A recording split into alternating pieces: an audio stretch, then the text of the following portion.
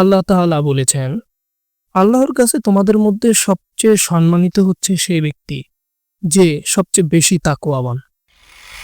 তাকওয়া মানে কেবল ভয় নয়, তাকওয়া মানে সবচেয়ে বেশি সচেতনতা, সবচেয়ে বেশি আন্তরিকতা, সবচেয়ে বেশি শ্রদ্ধা এবং ভালোবাসা নিয়ে ইবাদত করা। আর ইবাদতে প্রিয় হওয়ার মূল মন্ত্র হল ইবাদতের মান এবং ইখলাস। রাসূল সাল্লাল্লাহু আলাইহি ওয়াসাল্লাম বলেছেন, আল্লাহ কেবল সেই কাজ কবুল করেন যা খাঁটি। সুতরাং যদি তুমি আল্লাহর প্রিয় হতে চাও, তাহলে প্রথমেই তোমাকে ইবাদতের উদ্দেশ্যকে পরিশুদ্ধ করতে হবে। কেন তুমি নামাজ পড়ছ? কেন তুমি রোজা রাখছ? কেন তুমি কোরআন তিলাওয়াত করছ? যদি এর উত্তর হয় মানুষ দেখুক, আমি ভালো মুসলিম হিসেবে পরিচিত হতে চাই, তাহলে এই ইবাদতের কোনো ওজন নেই আল্লাহর দরবারে। ইবাদতকে প্রিয় করতে হলে তা হতে হবে এমন যেটা তুমি করেছ শুধু তোমার রবকে খুশি করার জন্য, এমনকি কেউ না দেখলেও। ইবনে তাইমিয়া রহিমাহুল্লাহ বলতেন, যে ব্যক্তি মানুষের দৃষ্টির জন্য ইবাদত করে সে মুশরিকদের পথে চলে, আর যে ব্যক্তি নিজের আত্মতৃপ্তির জন্য ইবাদত করে সে গাফেলদের কাতারে পড়ে যায়। শুধু সেই ব্যক্তি মুক্ত যে আল্লাহর জন্য ইবাদত করে শুধু আল্লাহর সন্তুষ্টি অর্জনের উদ্দেশ্যে। আরেকটি গুরুত্বপূর্ণ দিক হল নফল ইবাদত। ফরজ ইবাদত করলে জান্নাতের পথ তৈরি হয়, কিন্তু নফল ইবাদতের মাধ্যমে বান্দা আল্লাহর এত কাছে চলে আসে যে আল্লাহ নিজেই তাকে ভালোবাসতে শুরু করেন। রাসূল সাল্লাল্লাহু আলাইহি ওয়াসাল্লাম বলেন, আমার বান্দা যখন নফল ইবাদতের মাধ্যমে আমার কাছে আসতে থাকে তখন আমি তাকে ভালোবাসি ফেলি, আর যখন আমি তাকে ভালোবাসি তখন তার শ্রবণ হয়ে যায়, যার দ্বারা সে শোনে, আমি তার দৃষ্টিশক্তি হয়ে যাই, যার দ্বারা সে দেখে।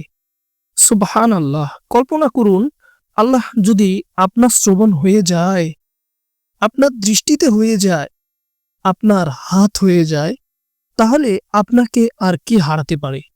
কিন্তু এই পর্যায়ে পৌঁছাতে হলে আপনার ইবাদতে থাকতে হবে একাগ্রতা, আন্তরিকতা, গভীরতা এবং ধৈর্য।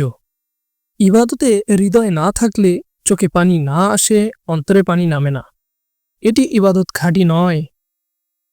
হাসান আল ওয়াসিরি রহিমাহুল্লাহ বলতেন, তোমার নামাজ তখনই কবুল হবে যখন তা তোমাকে গুনাহ থেকে দূরে রাখবে, আর তোমার দোয়া তখনই কবুল হবে যখন তা আসে হৃদয়ের গভীর থেকে।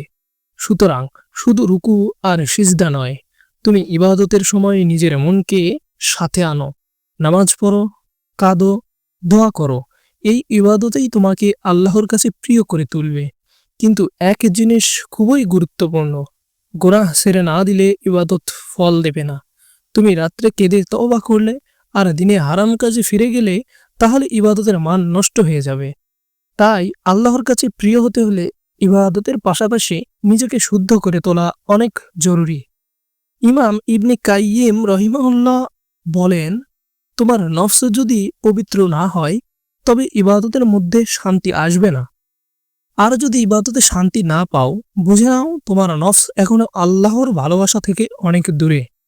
সবচেয়ে বড় কথা হলো, তুমি যদি এক ফোঁটা ভালোবাসা দিয়ে ইবাদত করো, আল্লাহ তা পাহাড় সমান ওজন দিয়ে কবুল করে নিতে পারেন ইনশাআল্লাহ। কারণ তিনি কারো আমলের পরিমাপে নয়, ইখলাসে বিচার করেন। শেষ কথা, আমরা চাই আল্লাহ যেন আমাদের ভালোবাসেন। তাই আমরা আজ থেকে শুধু ইবাদত করব না, বরং হৃদয় দিয়ে করব, ভালোবাসা দিয়ে করব। যেমন একজন প্রেমিক প্রভুর দরজায় এসে দাঁড়ায়, হে আল্লাহ, আমাদের অন্তরকে আপনার ইবাদতের জন্য খাঁটি করে দিন। আপনার জন্যই যেন আমরা সিজদা দেই, কাঁদি, ভালোবাসি।